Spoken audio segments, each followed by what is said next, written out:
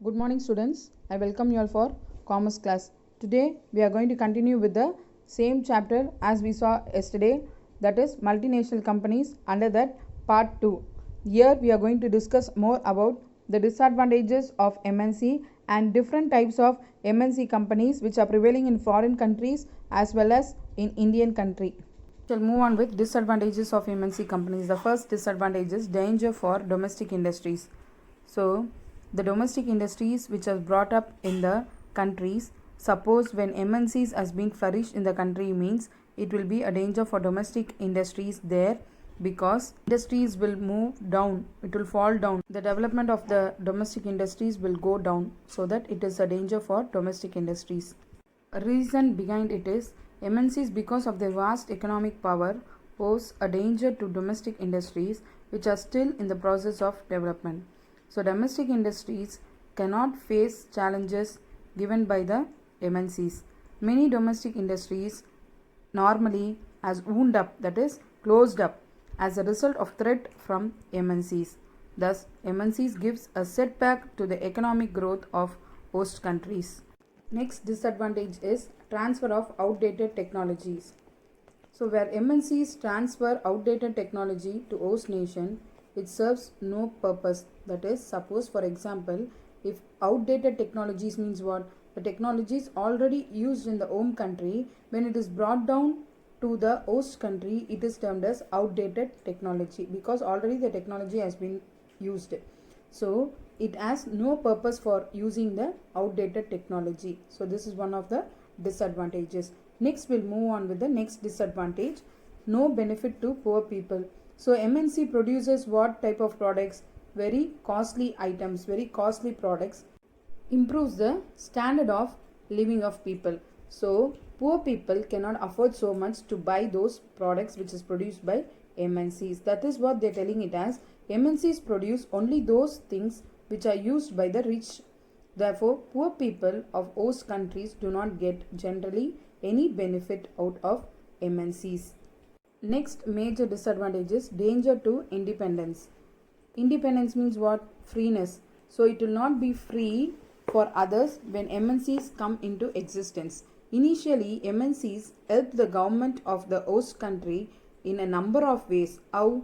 By tax payment will be more in case of MNC companies, and then gradually start interfering in the political affairs of the host country. So not gradually means what? Slowly they will step into the politics. There is then an implicit danger to the independence of the host country in the long run. So no other go, there will be an hazardous for the life of independent people in the host country. Next disadvantage is deprivation of job opportunity of local people. That means deprivation means not providing job opportunities to the local people. So MNCs may not generate job opportunities to the people of home country, since they recruit from other countries. Next is misuse of mighty status. Mighty status means what? Their power. So MNCs are powerful economic entities.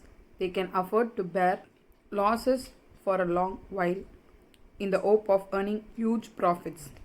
It means they will not be worried about the losses they suffer, because anyways they try to earn huge profits once they have ended local competition and achieved monopoly.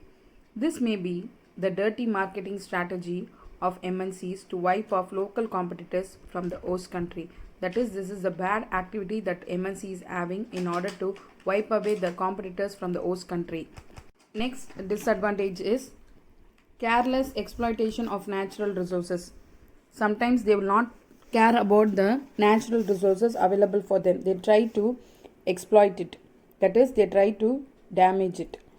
MNCs tend to use the natural resources of the host country carelessly. They cause rapid depletion of some of the non-renewable natural resources of the host country. Non-renewable resources means the resources like natural oil, gas. In this way, MNCs cause a permanent damage to the economic development of the host country.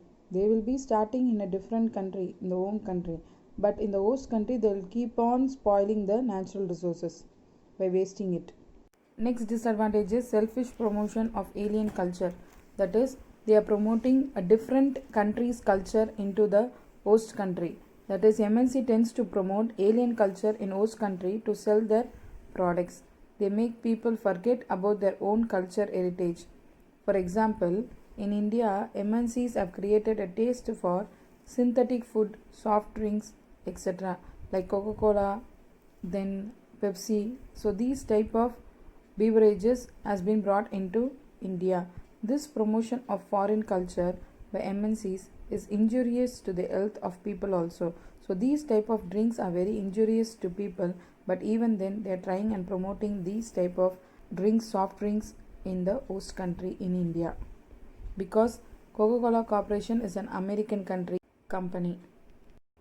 Next disadvantage is neglect of industrial and economic growth of home country. So what they do is they sometimes neglect the interest and growth of the home country. An investment in host countries is more profitable. MNCs may neglect home country's industrial and economic development due to this reason. So investment in host country will be more profitable and benefitable. Next, we'll move on with examples of MNCs, that is list of Indian subsidiary companies of foreign MNCs.